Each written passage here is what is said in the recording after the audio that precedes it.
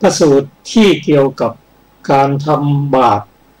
และต้องรับผลของการกระทำนั้น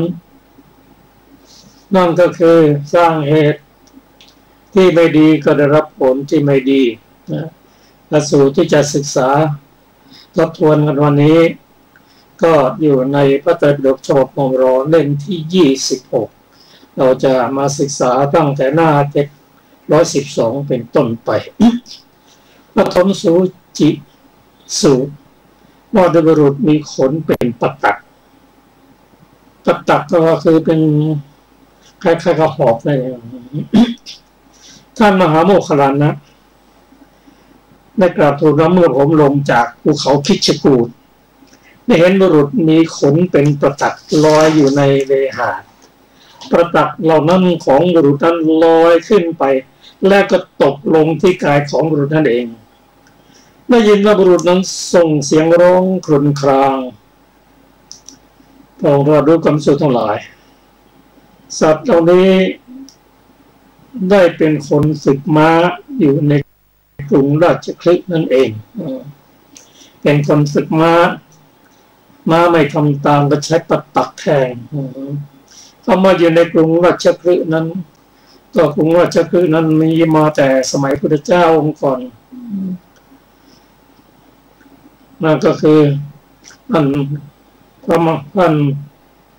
ระพุทธเจ้าทรงนามกัสสปะปัจจุบันในกรุงราชคฤห์ก็ยังอยู่นะที่บุรุษนั้นมีขนเป็นประตักนั้นเพราะว่าในชาติก่อนๆเขาเป็นผู้ฝึกม้าเป็นสารถีฝึกโค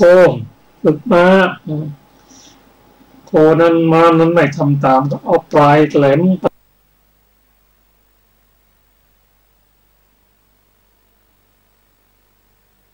ตัดแทง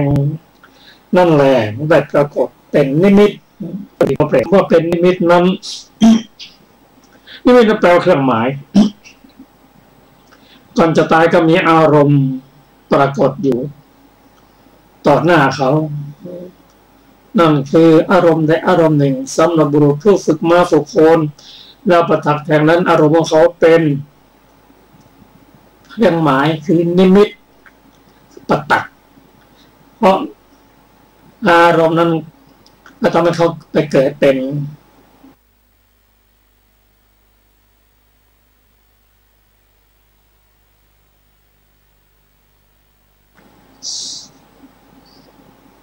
เปรตศพ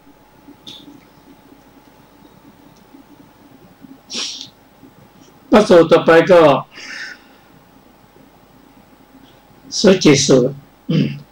ทุติยสุจิสูตร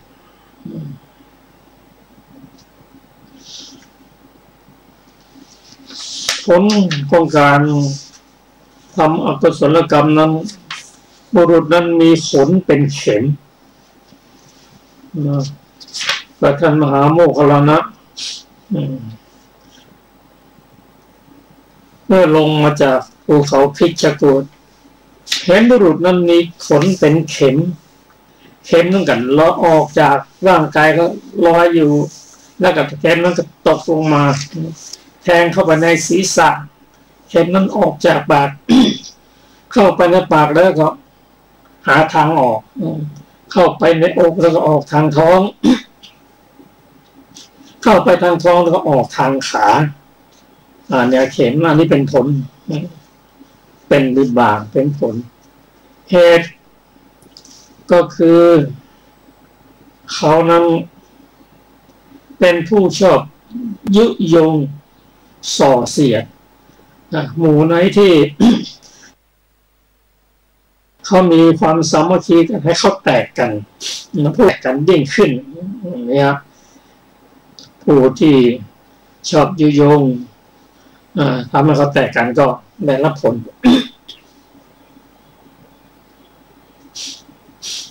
พระสูตรต่อไปนั้นก็บุรุษมีอันทะเท่ากับหม้อน้ำเรื่องนี้ท่านมหาโมคคัลลานะ กล่าวว่าเมื่อผมลงมาจากเขาคิชกูฏได้เห็นบุรุษมีอันทะใหญ่เท่าหม้อลอยอยู่ในเลหาดบุรุษนั้นแม้เมื่อเดินไปก็แบกอันทะไว้บนบ่าและเมื่อนั่งก็นั่งทับอันทะนั่นแหละนั่งไม่ใช่นั่งเฉยๆไม่ใช่ร้อยเฉยๆมีแรงมีกามีพยาแรงโผตามจิตบุรุษนั้นบุรุษนั้นก็เกิดอาการปวดเจ็บเสียงร้องขนครางก็สักที่ทำกรรมนี้ เป็นผู้พิพากษาตัดสินอัดคดีโกง อยู่ในกรุงราชคฤห์นั่นเอง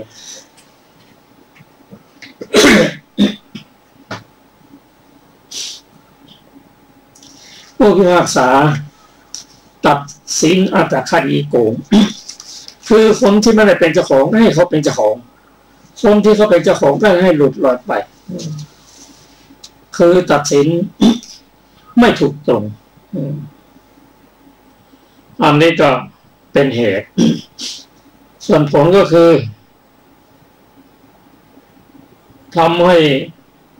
เกิดมีอันทะประมาณเท่าหม้ออันนี้ก็ทำให้เขาต้องรับกรรมหรือไม่ก็รับสินบนในที่ปกปิด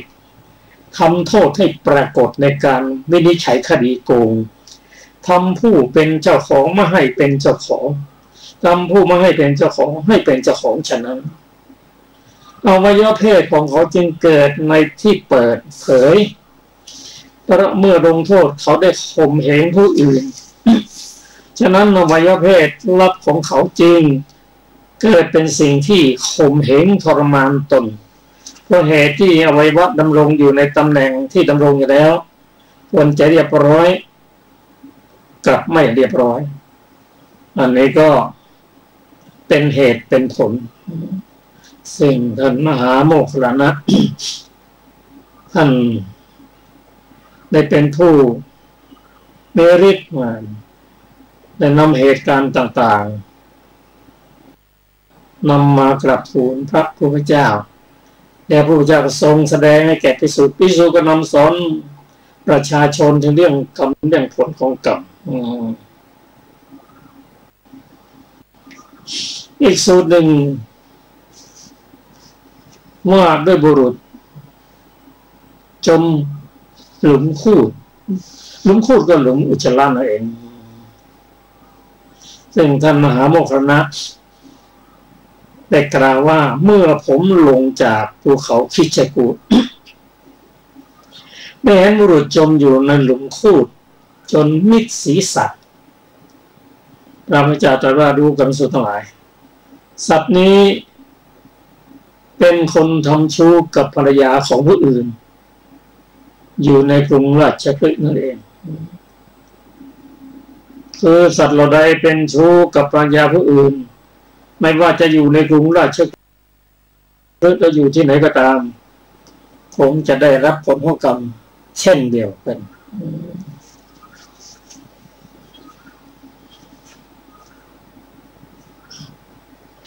จากสูตรที่หนึ่งเรื่อง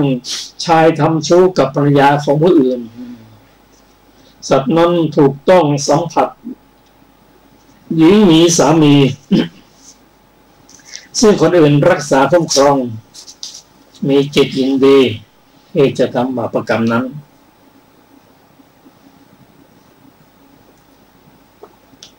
มาอีกสูตรหนึ่งว่าโดยบุรุษกินคูด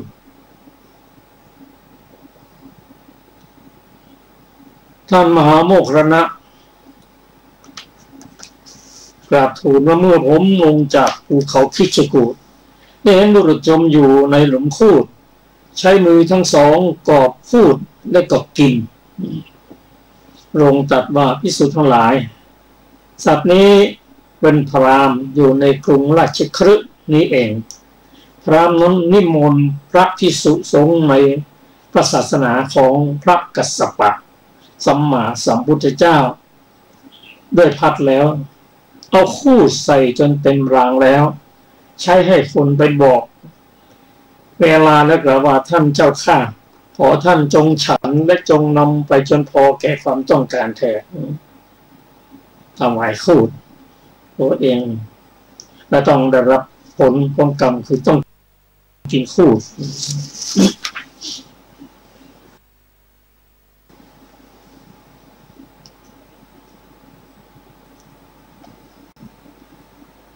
อีกสูตรหนึ่งว่าได้หญิงไม่มีผิวหนังหญิงมีผิวหนังแล้วก็ ความงามก็หมดเพราะความงามก็อยู่ที่ผิวได้เองความงามก็หนาเท่าผิวหนังท่านมหาโมคคัลลานะกราบทูลว่าเมื่อผมลงมาจากภูเขาคิชกูฏได้เห็นหญิงผู้ไม่มีผิวหนังลอยอยู่ในเวหาแรงบ้างกาบ้างนกตะกรุมบ้างต่างกระโพทลาตามจิกหญิงนั้นได้ยินว่าหญิงนั้นส่งเสียงร้องครวญครางพระองค์ตรัสว่าดูก่อนภิกษุทั้งหลายหญิงนี้ได้เป็นหญิงประพฤตินอกใจสามีอยู่ในกรุงราชคฤห์นี้เองผู้ทำกรรมไม่ว่าเป็นหญิงเป็นชายไม่ว่าเป็นภิกษุณีไม่ว่าเป็นสามเณรสามเณรีทำกรรมอย่างไรก็ได้รับกรรมอย่างนั้น ที่นี่ที่เราได้ยินว่าท่านมหาโมคคัลลานะลงจากภูเขาคิชกูฏ เพราะในสมัยนั้นพระพุทธเจ้าของเราประทับอยู่บนเขาคิชกูฏก็ภิกษุพระเถระผู้ใหญ่ก็ พักบนกุฏิตามลำดับมา ท่านที่เคยไปได้จะเห็นว่าบนยอดเขาคิชกูฏนั้นมีพระคันธกุฎีของพระพุทธเจ้าถัดลงมาเป็นพระกุฎีของท่านพระอานนท์สมัยพระพุทธเจ้าทรงพระนามกัสสปะภูเขาคิชกูฏคงสูงมาก พอผ่านไป 20,000 ปีเท่านั้นแผ่นดินก็สูงขึ้นภูเขาก็เตี้ยลงว่าด้วยหญิงมีกลิ่นเหม็นท่านมหาโมคคัลลานะตรัสทูลว่าเมื่อผมลงจากภูเขาคิชกูฏได้เห็นหญิงมีกลิ่นเหม็นน่าเกลียดลอยอยู่ในเวหา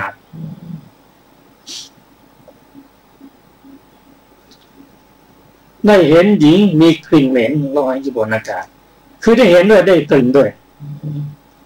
แรงบ้างกาบ้างนกตะกรุมบ้างต่างกระโผทลาตามจิกถึงหญิงนั้นได้ยินว่าหญิงนั้นส่งเสียงร้องครวญครางพระพุทธเจ้าตรัสดูก่อนภิกษุทั้งหลายหญิงนี้เป็นหญิงแม่มดอยู่ในกรุงราชคฤห์นั่นเอง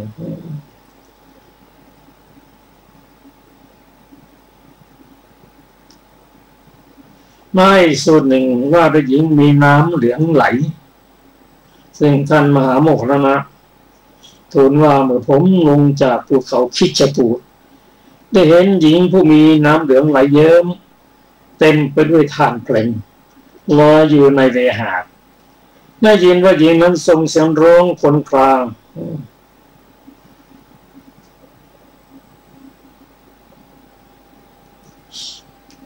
พระพุทธเจ้าตรัสว่า ภิกษุทั้งหลายหญิงนี้เป็นพระอัครมเหสีของพระเจ้ากาลิงคะนางถูกความหึงครอบงำได้เอาเตาซึ่งเต็มด้วยถ่านเพลิงเทรถหญิงร่วมผัวฟังอรรถกถาสักนิดหน่อยได้ยินว่านางนอนดิ้นรนกระสับกระส่ายหมกไหม้อยู่ในเชิงตะกอนเต็มไปด้วยถ่านเพลิงเพราะฉะนั้นนางจึงร้อนระอุคือมีร่างกายถูกไฟร้อนแผดเผานางนี้มีน้ำเหลืองไหลมีร่างกายเปื้อนคือมีหยาดน้ำเหลืองไหลออกจากร่างกายของเธอและมีร่างกายเต็มไปด้วยถ่านเพลิงเกลื่อนปนไปด้วยถ่านเพลิงคือข้างล่างของนาง มีฐานเพลิงมีสีเหมือนดอกทองกวาวที่ข้างทั้งสองก็เหมือนกันข้างบนของนางมีฐานเพลิงตกลงมาจากอากาศเหตุนั้นท่านจึงกล่าวว่าอุปกังโอกิลินีโอกิลินีดังนี้ความว่าหญิงนั้นความว่าได้ยินว่าหญิงฟ้อนคนหนึ่งหญิงฟ้อนรำคนหนึ่งของพระราชานั้นตั้งเตาถ่านเปล่งไว้ใกล้ๆเช็ดน้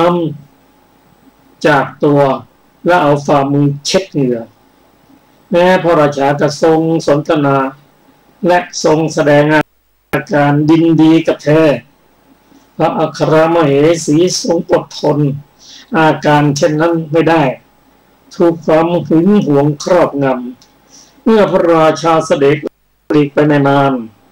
พระนางถือเอาเตาถ่านเพลิงนั้น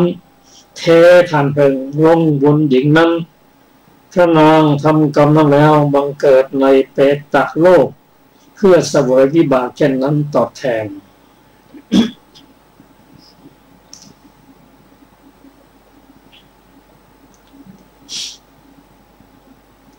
ไม่พระสูตรหนึ่งชื่อว่าด้วยตัวกระพันศีรษะขาด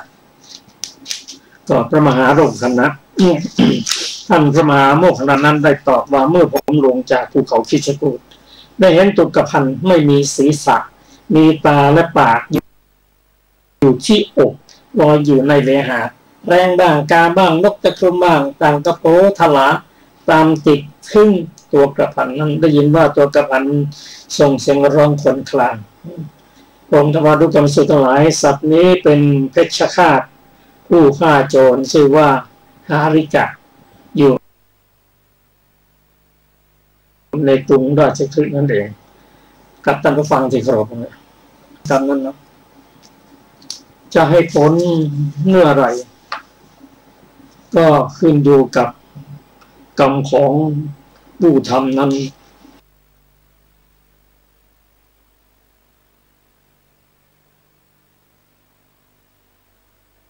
พิสดารเพียงใดและเรื่องนี้พระพุทธเจ้าทั้งตถาคตการทำกรรมมันให้ผลอย่างไรการให้ผลของกรรมนั้นเป็นกิจอันหนึ่งทำแล้วให้ผลในปัจจุบันทำแล้วให้ผลในชาติที่สองคือชาติหน้าถ้าเหลือนั้นก็ตามให้ผลในชาติต่อไปจนกว่าจะพ้นทุกข์ไม่หนีไปไหนเลย ทำกรรมเล็กกรรมน้อยก็ทำให้ได้เห็นได้ยินได้กลิ่นได้รสที่ดีและไม่ดีขึ้นอยู่กับกรรมนั้น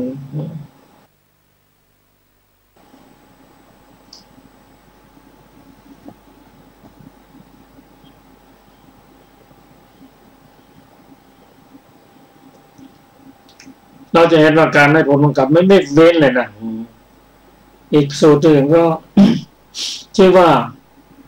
ภิกษุณีมีไฟติดทั่วตัวลอยอยู่ในอากาศเห็นภิกษุณีท่านมหาโมคคัลลนะลอยอยู่ในเวหาถ้าสังคติก็ดีบาทก็ดีประคตเอวก็ดีร่างกายก็ดีของภิกษุณีนั้นอันไฟติดทั่วลุกโชติช่วงเลยได้ยินว่าภิกษุณีนั้นส่งเสียงร้องครวญครางบอกแต่ว่าดูกันภิกษุทั้งหลายภิกษุณีนั้นเป็นภิกษุณีผู้ชั่วช้าในศาสนาของพระกัสสปะพระกัสสปะ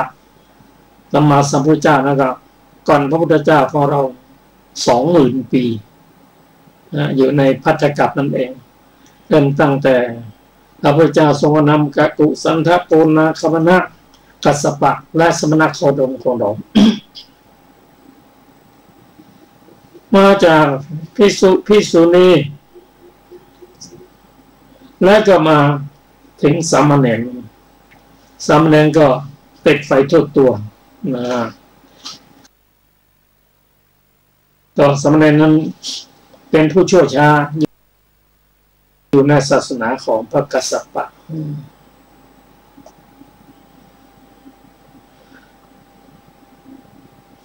สามเณรสามเณรีภิกษุภิกษุณีและบุคคลทั่วไปครับท่านผู้ฟังครับเราจะมาถึงพระสูตรหนึ่งที่ชื่อว่าโอปมะสังยุต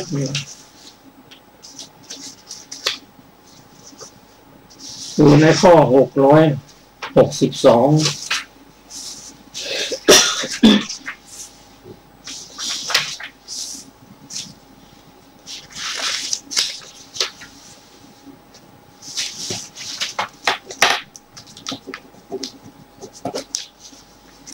สวัสดีค่ะท่านผู้ฟังทุกท่าน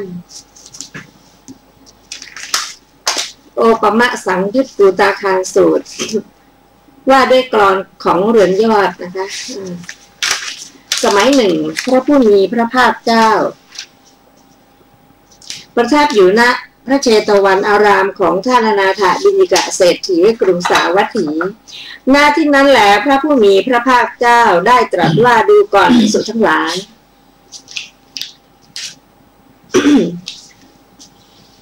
กลอนทั้งหลายของเรือนยอดทั้งหมดไปรวมที่เรือนยอดเมื่อรื้อเรือนยอดกลอนเหล่านั้นทั้งหมด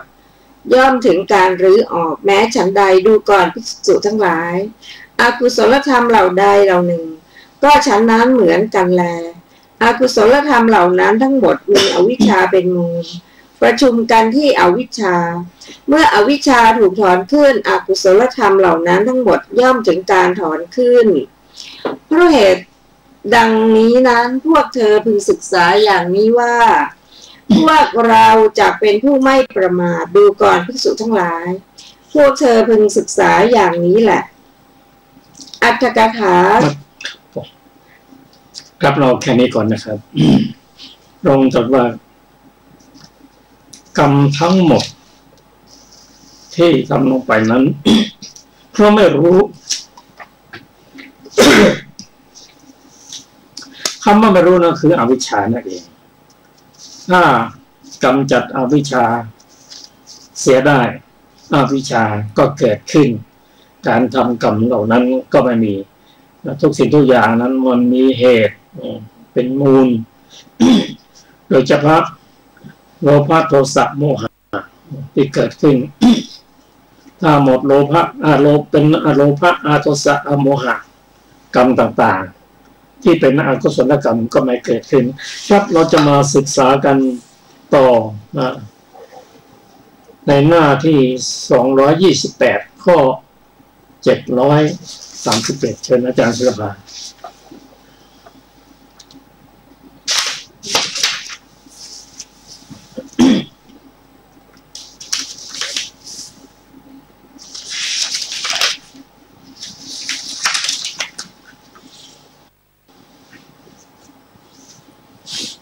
อานีสูตรว่าด้วยการตอกลิ่มพระผู้มีพระภาคเจ้าประทับอยู่ณพระเชตวันอารามของท่านอนาถบิณฑิกะเศรษฐีกรุงสาวัตถีพระผู้มีพระภาคเจ้าได้ตรัสว่าดูก่อนภิกษุทั้งหลายเรื่องเคยมีมาแล้วตะโพนชื่ออานกะของพวกกษัตริย์ผู้มีนามว่าทสารหะได้มีแล้วเมื่อตะโพนแตกพวกทสารหะได้ตอกลิ่มอื่นลงไปสมัยต่อมาโครงเก่าของตะโพนชื่ออานกะก็หายไปยังเหลือแต่โครงลิ่มแม้ฉันใดดูก่อนภิกษุทั้งหลายพวกภิกษุในอนาคตการเมื่อเขากล่าวพระสูตรที่ตถาคตกล่าวแล้วอันลึกมีอันลึกเป็นโลกุตระประกอบด้วยสุญญตธรรมนั้นอยู่จักไม่ปรารถนาฟังจักไม่เข้าไปตั้งจิตเพื่อรู้และจักไม่สำคัญธรรมเหล่านั้นว่าควรเล่าเรียนว่าควร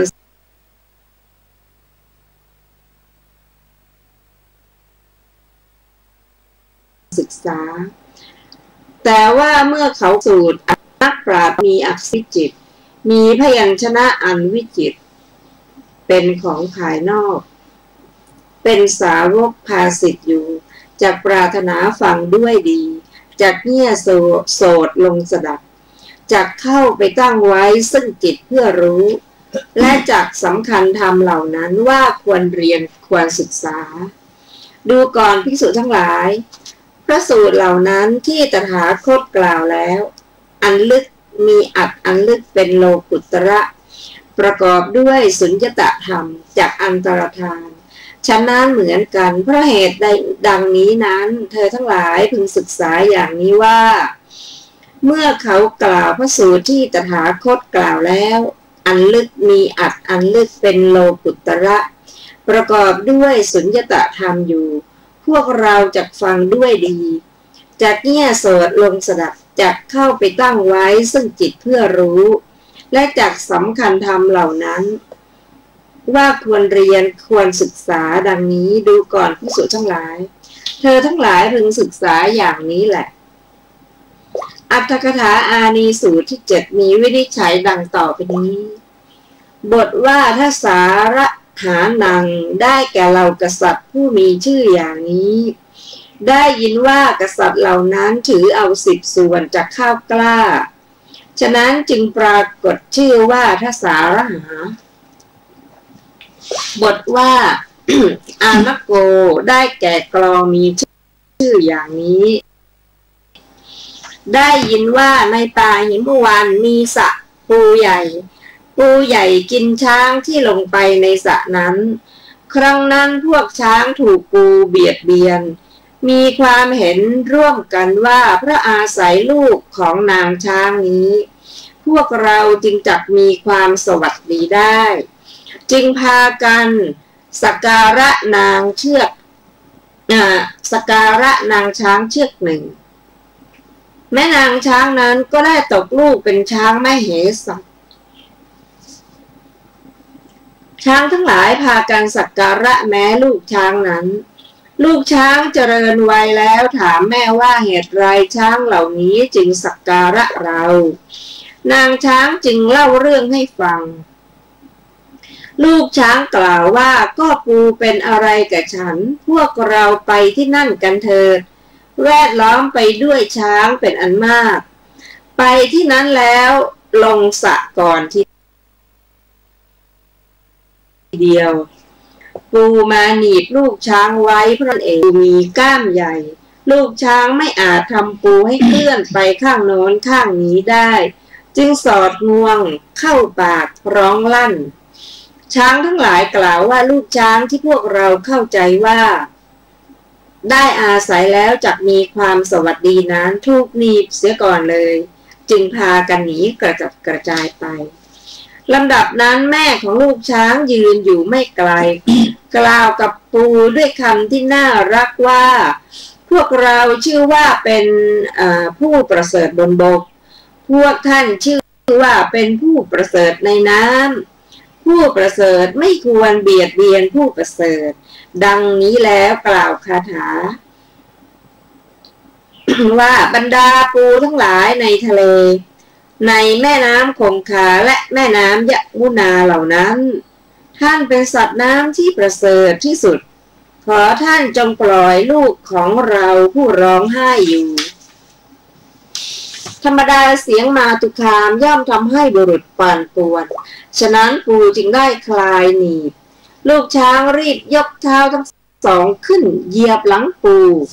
พอถูกเหยียบหลังปูแตกเหมือนภาชนะดิน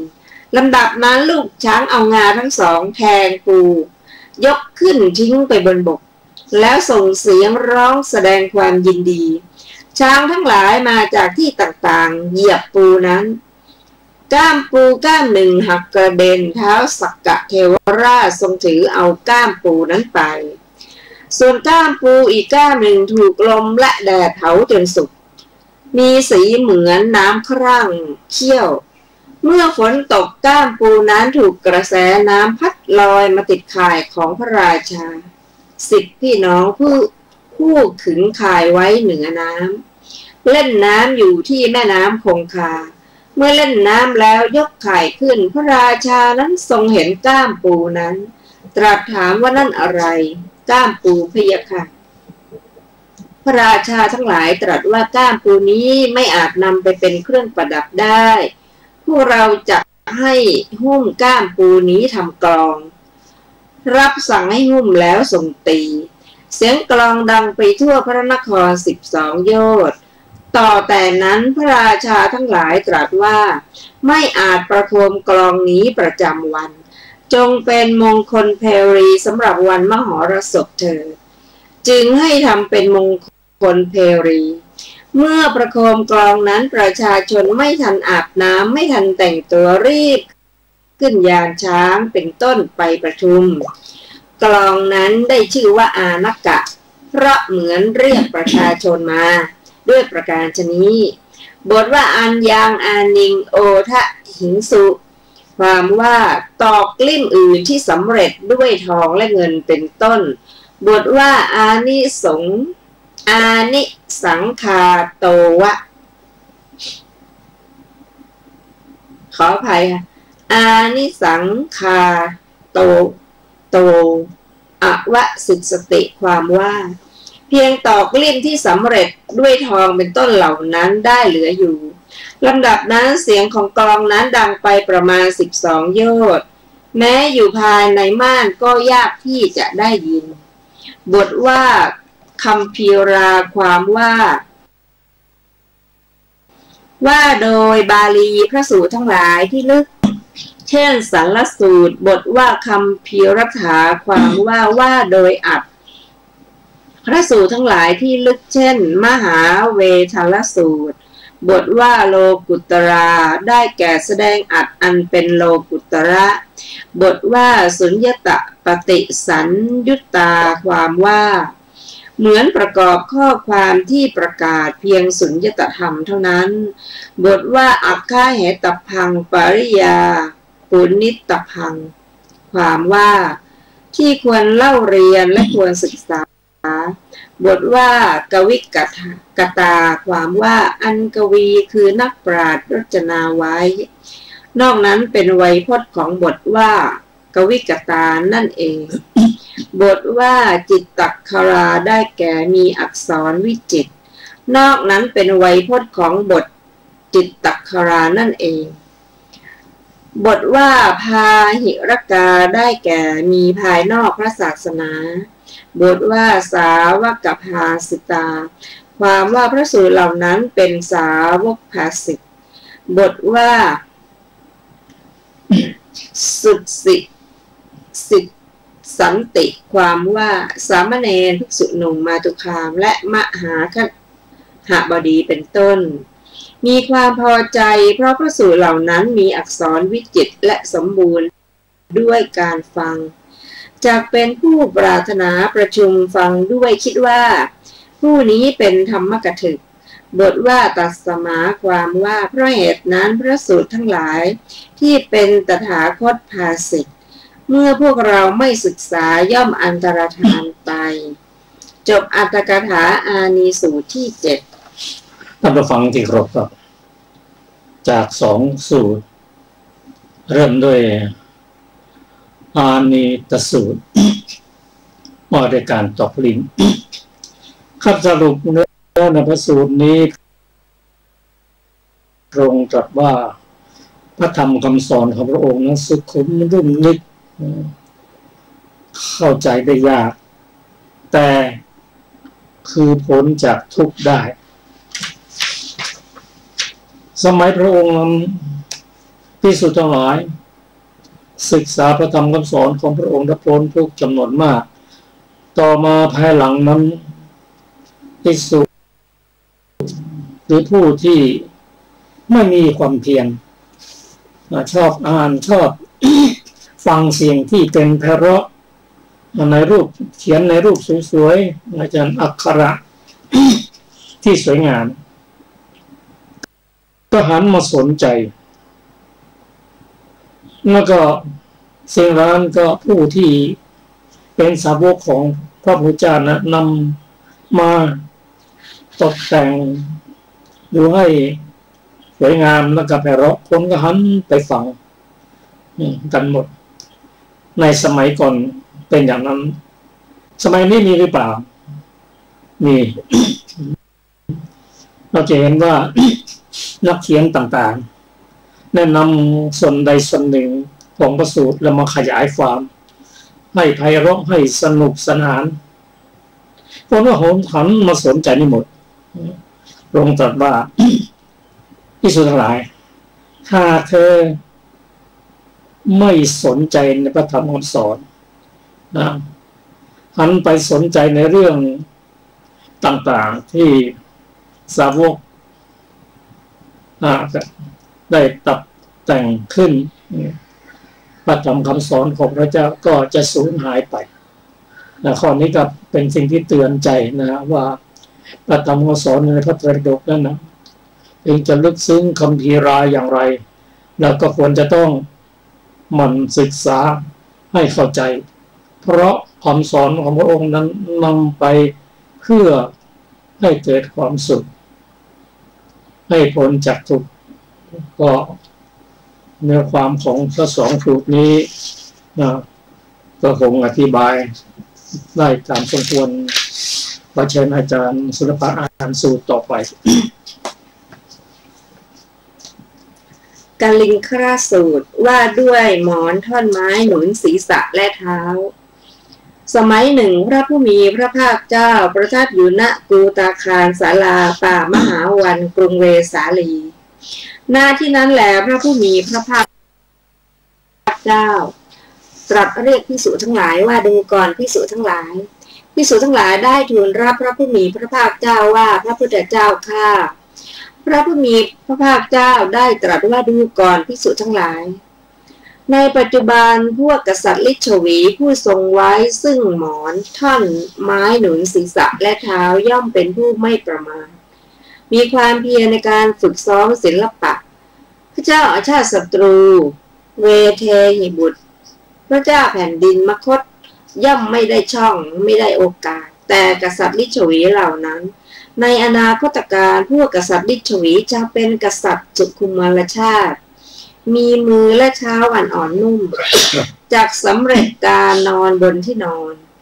มีฟูกและหมอนหนาอันอ่อนนุ่มจนกว่าพระอาทิตย์ขึ้นพระเจ้าอาชาติศัตรูเวเทหิบุตรพระเจ้าแผ่นดินมคธจักได้ช่องได้โอกาสแต่กษัตริย์ลิชวีเท่านั้นดูก่อนภิกษุทั้งหลายในปัจจุบันพวกภิกษุผู้เข้าไปทรงไว้ซึ่งหมอนท่อนไม้หนุนศีรษะและเท้าย่อมเป็นผู้ไม่ประมาทมีความเพียรในการเริ่มตั้งความเพียรอยู่มารผู้มีบาปย่อมไม่ได้ช่องย่อมไม่ได้โอกาสแต่ภิกษุเหล่านั้นในอนาคตการพวกภิกษุจักเป็นสุขุมารชาติมีมือเท้าอันอ่อนนุ่มจักสำเร็จการนอนบนที่นอนมีฟูกและหมอนหนาอันอ่อนนุ่มจนกว่าพระอาทิตย์ขึ้นมารผู้มีบาปย่อมได้ช่องได้โอกาสแต่พวกเธอเหล่านั้นเพราะเหตุดังนี้นั้นเธอทั้งหลายพึงศึกษาอย่างนี้ว่า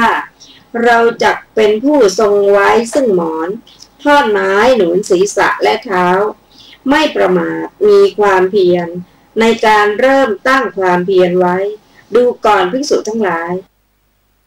เธอทั้งหลายพึงศึกษาอย่างนี้แหละซึ่งมีอัตถกถาดังต่อไปนี้บทว่ากลิงคะรูปทานาได้แก่กระทำท่อนไม้คือท่อนไม้ตะเคียนเป็นหมอนหนุนศีรษะและหนุนเท้าบทว่าอัปปมัตตาได้แก่ไม่ประมาทในการเรียนศิลปะบทว่าอาตาปิโนได้แก่เริ่มประกอบด้วยความเพียรคือความหมั่นอันเป็นเหตุทำกิเลสให้เร่าร้อนบทว่าอุปาสนสมิงได้แก่ในการเริ่มประกอบศิลปะและในการเข้าไปนั่งใกล้อาจารย์ได้ยินว่าในการนั้นพวกเขาลุกขึ้นแต่เช้าตรู่ไปโรงศิลปะเรียนศิลปะในโรงศิลปะนั้นแล้วกระทำการประกอบความเพียรด้วยการเรียนและการสาธยายเป็นต้นล้างหน้าแล้วไปดื่มข้าวยาคูดื่มข้าวยาคูแล้วไปสู่โรงศิลปะอีกกระทำการสาธยายไปกินอาหารเช้ากินอาหารเช้าเสร็จแล้วคิดว่าขอพวกเราอย่าได้หลับนานด้วยความประมาทเลย แล้วหนุนศีรษะและเท้าที่ท่อนไม้ตะเคียนรับไปหน่อยหนึ่งแล้วไปโรงศิลปะอีกเรียนสาธยายศิลปะและเวลาเย็นกระทำการสาธยายศิลปะกลับไปเรือนบริโภคอาหารเย็นปฐมยามกระทำการสาธยายเวลาเย็นนอนหนุนท่อนไม้เหมือนอย่างนั้นนั่นแหละเขาเหล่านั้นไม่รู้ขณะและมีปัญญาอ่อนซึ่งท่านหมายเอากล่าวไว้ดังนี้บทว่าโอตารังแปลว่าช่องบทว่าอารามนังได้แก่ปัจจัยบทว่าประธานัสมิงได้แก่กระทำความเพียรในสถานที่สำหรับทำความเพียรได้ยินว่าในครั้งปฐมโพธิกาภิกษุทั้งหลายกระทำภัตกิจแล้วมนสิการพระกรรมฐานเมื่อภิกษุเหล่านั้นกำลังมนสิการอยู่นั้นแลพระอาทิตย์ก็อัสดงคตภิกษุเหล่านั้นอาบน้ำแล้วลงจงกรมอีกจงกรมตลอดปฐมยามแต่นั้นคิดว่าพวกเราอย่านอนหลับนานนอนเพื่อบรรเทาความลำบากทางร่างกาย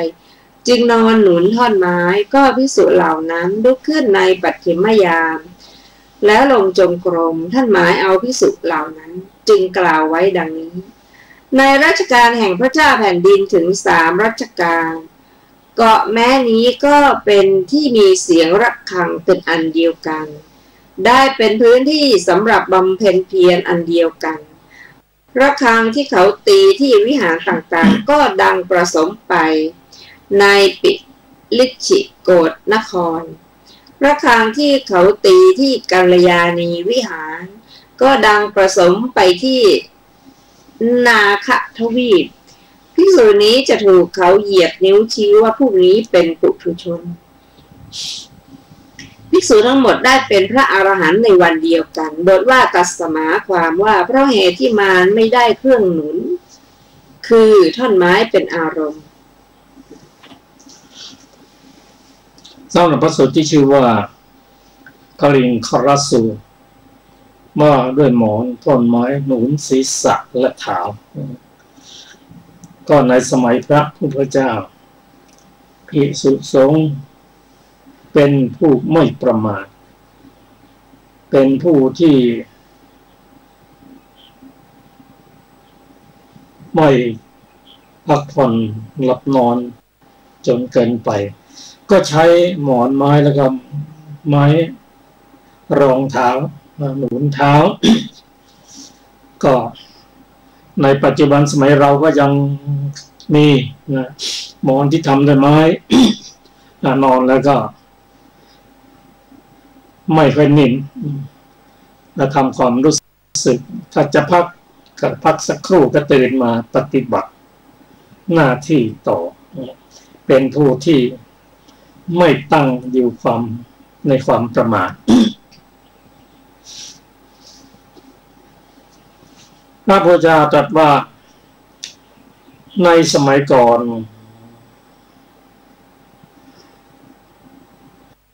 ภิกษุทั้งหลายได้ใช้หมอนและท่อนไม้หนุนศีรษะและเท้าเป็นผู้ไม่ประมาทมีความเพียรในการฝึกซ้อมศิลปะภิกษุเหล่านั้น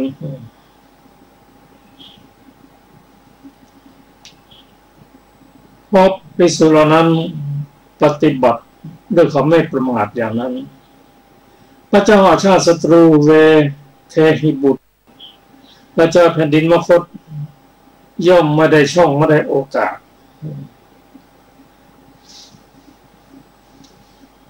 เมื่อกษัตริย์ดิชวีเหล่านั้นเป็นผู้ไม่ประมาท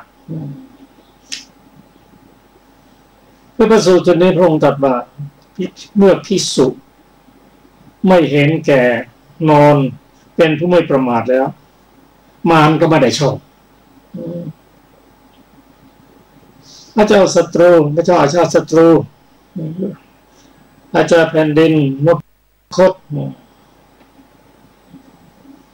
ถ้าพวกกษัตริย์ฤชวีเป็นผู้ไม่ประมาทเหมือนกับภิกษุที่มีหมอนท่อนไม้และหนุนศีรษะถ้าก กษัตริย์มันละไม่ประมาทพระเจ้าอาชาติศัตรูก็ไม่ได้ช่องอันนี้ก็องค์เปรียบเทียบให้ฟัง ในอนาคตการพวกกษัตริย์ลิชวีจะเป็นกษัตริย์สุขุมรชาติมือและเท้าอันอ่อนนุ่มจักสำเร็จการนอนบนที่นอนมีฟูกและหมอนหนาอันอ่อนนุ่มจนกว่าอาทิตย์จะขึ้นพระเจ้าอาชาติศัตรูเว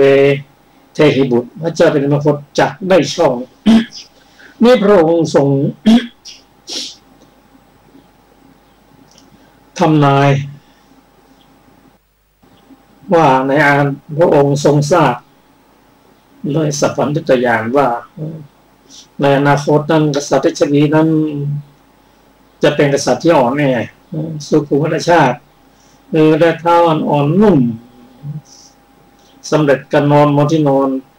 ที่มีฟูกและหมอนอันอ่อนนุ่มจนกว่าจะเห็นอาทิตย์ขึ้นจึงจะตื่นพระเจ้าอาชาติศัตรูพระเจ้าเป็นนักโทษก็ใช้ช่วงเวลานั้นนะเข้าตี อันนี้เป็นตัวอย่าง อุปมาอุปไมยซึ่งพระองค์ตรัสว่าในปัจจุบันพวกภิกษุผู้เข้าไปทรงไว้ซึ่งหมอนท่อนไม้หนุนศีรษะและเท้าย่อมเป็นผู้ไม่ประมาทมีความเพียรในการเริ่มตั้งแต่ความเพียรอยู่มารผู้มีบาปย่อมไม่ได้ช่องมารก็คือกิเลสย่อมไม่ได้โอกาสแต่ภิกษุเหล่านั้นในอนาคตการภิกษุจะเป็นสุขุมรชาติมีมือเท้าอ่อนนุ่มจากสำเร็จการนอนบนที่นอนมีฟูกและหมอนหนาอันอ่อนนุ่มจะตื่นขึ้นก็จนกว่าพระอาทิตย์ขึ้นนั่นแหละมารผู้มีบาปก็ได้ช่องได้โอกาสแก่พวกเธอเหล่านั้นเพราะเหตุดังนี้นั้นเธอทั้งหลายพึงศึกษาอย่างนี้ว่าเราจะเป็นผู้ทรงไว้ซึ่งหมอนท่อนไม้หนุนและเท้าไม่ประมาทมีความเพียรในการเริ่มตั้งความเพียรไว้ดูกับสถานเธอทั้งหลายพึงศึกษาอย่างนี้แหละ องค์ตรัสถึงเรื่องความไม่ประมาทความประมาทเมื่อไรก็หมันได้ช่องแล้วก็สามารถที่จะน้อมนำพระธรรมคำสอนตอนนี้มาศึกษาเริ่มตั้งแต่เรื่องของกรรม เชื่อในเรื่องกฎแห่งกรรมบุคคลทำกรรมอย่างใดก็ต้องได้รับกรรมอย่างนั้นบุคคลทำอกุศลกรรมด้วยกายก็ดีด้วยวาจาก็ดีด้วยใจก็ดีจะต้องได้รับผลของกรรมเหล่านั้นแน่นอนแต่กรรมไหนจะให้ผลก่อนหรือหลังนั้นขึ้นอยู่กับการกระทำกรรมนั้นโดยพิสดารซึ่งเรื่องนี้พระผู้มีพระเจ้าพระองค์เดียวเท่านั้นที่จะอธิบายให้เราได้รับทราบ เรื่องของกรรมนั้นจะต้องนำเรื่องของกรรม12มาศึกษากัน และวิถีจิตควบคู่กันด้วยจึงจะรู้ ที่เราได้เห็นได้ยินได้กลิ่นได้รสที่ดีและไม่ดีนั้นท่านกล่าวว่าเป็นผลของกรรมในอดีตถ้าเราได้เห็นได้ยินได้กลิ่นได้สัมผัสธรรมดีนั้นเป็นผลจากกุศลกรรมในชาติก่อนในตรงกันข้ามถ้าเราชาตินี้ได้ยินได้กลิ่นได้รสที่ไม่ดีก็เป็นอกุศลกรรมที่เราได้ทำไว้ในชาติก่อน คือเป็นวิบากและกรรมชรูปซึ่งเป็นผลถ้าเราเห็นว่ายอมรับว่านี่เป็นผลของเราที่เราทำไม่น่าดีต่อไปเราจะไม่สร้างกรรมต่อไปแล้วหยุด ทำแต่กรรมดี แต่ถ้าเราไม่ได้ศึกษาพระธรรมคำสอนของพระพุทธเจ้าแล้วก็เข้าใจว่าที่เราทำไม่ดีนั้นเป็นเพราะบุคคลนั้นบุคคลนี้ เป็นเพราะบิดามารดาพี่น้องสาวโลหิตได้โทษคนอื่นแต่เขาจริงเป็นผลงานของเราเท่านั้นอาศัยบิดามารดาที่เหมาะสมกับกรรมหรือใกล้เคียงกันเป็นที่อาศัยเกิด เมื่อเรารู้อย่างนี้ในประสูตรในคัมภีร์เกี่ยวกับอภิธรรมกล่าวว่า การที่เราจะทำดีไม่ดีนั้นเมื่อ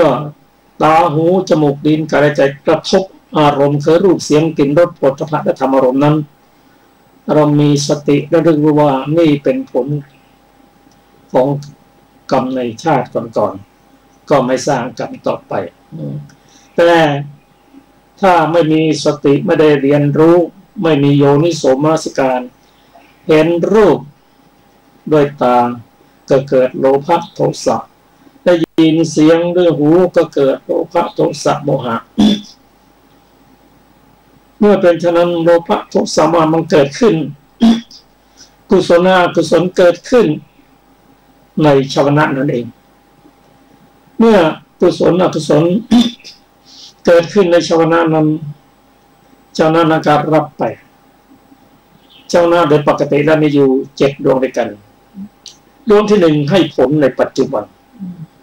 การทำดีทำชั่วให้ผลในปัจจุบัน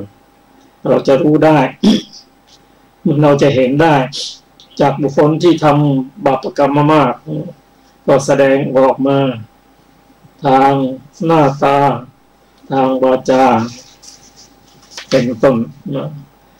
ง่ายตรงข้ามถ้าทำดีก็ออกมาทางสีหน้าเบิกบานปิติ ทางใจก็เกิดความสุข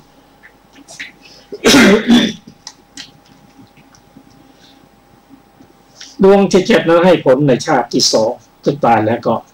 จะไปเกิดยังไงก็อยู่ที่กรรมของเราที่เหลือก็ให้ผลในชาติต่อๆไปครับเราจะศึกษากันต่อในวันศุกร์หน้าสำหรับวันนี้รายการศึกษาธรรมนำสุขก็หมดเวลาแล้วขอบคุณทุกท่านที่ติดตามรับฟังนะคะขอให้ทุกท่านมีความสุขสำหรับวันนี้สวัสดีค่ะสวัสดีครับ